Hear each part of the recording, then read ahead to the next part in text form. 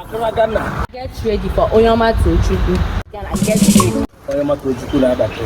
Wee na-akpọ ụmụ Igbo ihe na Ghana, ụmụ nka niile, ụmụ Amagonze, Anambra, Igbo, obodo dị iche iche, Onyeoma Nwaeze na-abata. Go Ghana big ballers. Get ready. Yes. Akara Ghana. Get ready. Igbo amaka. Ụmụ Igbo na Ghana. Igbo siri ike na Ghana. Igbo amaka. Onyeoma Tochukwu nọ n'egwu. Ejebe si ka Nwaeze. Ọkwa ya gwara mba nke ikpeazụ a na-arụ anyị na asọmpali. Big fish.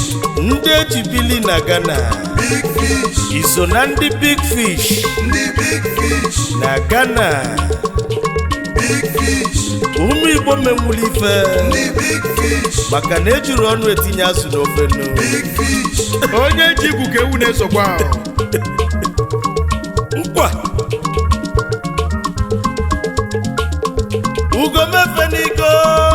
Ugomefelu wejebelu Ghana. Agana ka esi bido ije mụ n'ụwa.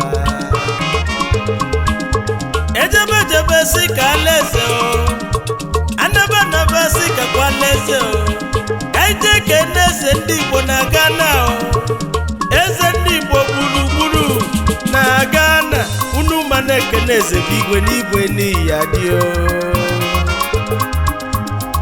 Anyị ekenezianụ His Royal Majesty Eze AMP ndị Big Fish Chudi ihe a na-etu Big Fish Eze ndị Igbo 1 ndị Big Ghana Eze ọha zuru mee Onyeoma Tochukwu kenere inegwunu Eze ndị Igbo na Ghana Eze ọha zuru mee Eze ndị Igbo ọya dịrị mma Eze ọha zuru mee Onyeoma Tochukwu kenere inu haba ekenelu mụ end of morning Eze otugo n'Ọkịja big fish His Royal Majesty Tochukwu Onigbo the next governor Anambra State alụsi ego n'Ọkịja His Royal Majesty Tochukwu Onigbo money man big fish the spirit of Africa ndị big fish ọwala ụzọ n'ịba big fish Eze otugo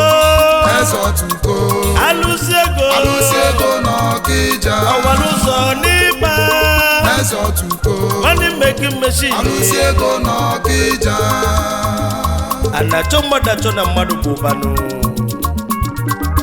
haba Alhaji na Kanu big fish Alhaji na Kanu bụ onye mkpu big fish chairman nwanne yi na-akpọ inegwu big fish youngest landlord Nigeria and Ghana Alhaji na Kanu na Malaysia Onyeoma Tochukwu ekene ndị ejibili na Ghana Chifebo Chidebele Alhaji na Kanu Alhaji na Malaysia youngest landlord Alhaji na Kanu Onyeoma Tochukwu ekene youngest landlord Chief Executive Officer Big Sack Electronics Ghana Limited and CEO Right Thing Ghana Limited Chairman Young Star Committee of Friends Accra Ghana Big Fish Chairman Divine Favor Committee of Friends Accra Ghana Big Fish Chairman Nkelefi Development Union Ghana Chairman Nkelefi Progressive Union in Diaspora Ogibu Vice Chairman Power Friends Club International Chairman of all chairman Ezi nwanne m na ihe adịghị echinechi adagwa Big Fish Isobi Ekenelu mụ Chief Obi Celestine Chukwu Jesus boy na Ghana one of Igbo land Onyeoma Tochukwu na boy Jesus boy Jesus boy Jesus boy aka na-eme ọgọ Jesus boy na Ghana Odogwe Dibili na Ghana Jesus boy Big Fish na Ghana Jesus boy na Ghana Importer Big Fish hands free Big Fish Importer power bank ndị Big Fish Importer investment Ghana limited Big Fish yi na-ezigbo odozi akụ ibu Lolo Chinazobi aka Zara's Empire Clothing all kinds of children clothes unu sobilinu ndị eji mmanụ obodo na Ghana ndị ogiligo ọnwụwa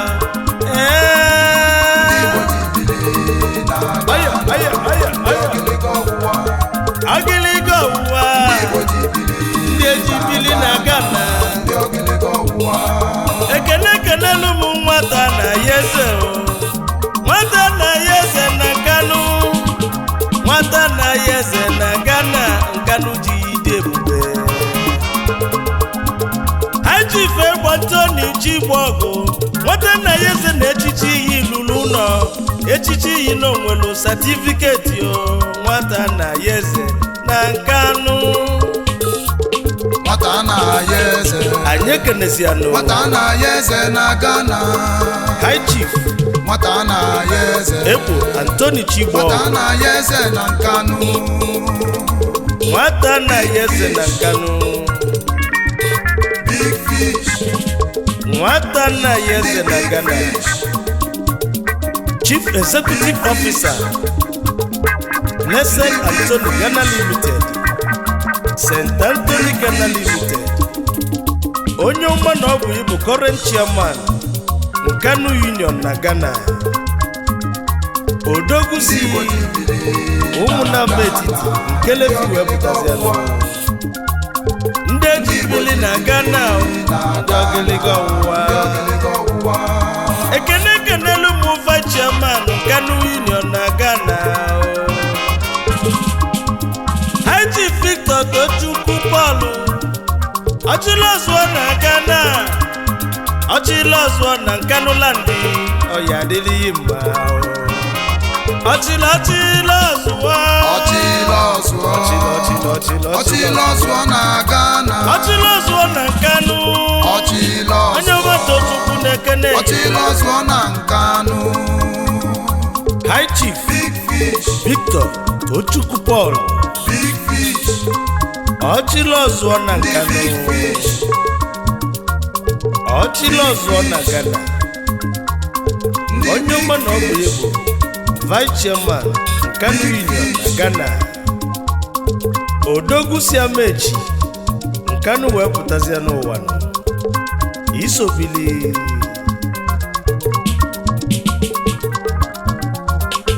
ndị ejibili na Ghana ndị Big Fish na Ghana ekenelu m Chief Chizoba Agudile eze Chineche n'olu Eziagụ Enugu steeti nọ maka isi eje onye ji mmanụ obodo ewu na Accra Ghana ijele ndị Enugu steeti na Ghana ọya adịghị ma Mayor United Brothers Club Chief Ọzọ Chizoba Agudile eze Chineche n'olu Eziagụ Enugu steeti onye ji mmanụ obodo 1 na Accra Ghana ndị Big Fish ijele ndị Enugu steeti na Ghana Big Fish Mayor United Brothers Club ndị Olo na Ghana Big Fish ọkụ na-enye ife ndị Olo Big Fish Chief Executive Officer Top Mobile Electronics Limited na Ghana isobili ndị eji bili na Ghana Ezudowanu na Accra weja Ezudowanu Onyeoma na boyi negwoma the golden money High weja Onyeoma Tochukwu ekele yo nke ịlụla amaka anyị ekenezianụ High Chief Godwin Emmanuel Uja the golden money Ezudo one na Accra weja Odogwu si Amagwakegbugu wepụtazianụ na Nkanu West Enugu State Chief Executive Officer Golden Motors and Trading Limited Accra Ghana Big Fish na Ghana ịnọkwa ndị ejibili na Ghana ka jenu n'iru ọbala mụrụ nwa ka nwa onye ka na-egwu maka ya nke a bụ nke anyị Most Elder Tochukwu Okafọ Most Elder Stanley Tochukwu Nenseki onye ọma na-ịdị mma ọya adịlịghị mma anyị ekenezianụ Most Elder Tochukwu Okafọ Most Elder Odogwu n'iwu ọkpara Stanley Tochukwu Okafọ Most Elder Tochukwu Okafọ National President Enugu Odogwu State n'iwu ọkpara Former Chairman Ohaneze Friends Club Ghana Former Chairman Top 10 Committee of Friends Ghana The Chief Executive Officer Coast Link Ghana Limited Isobilinu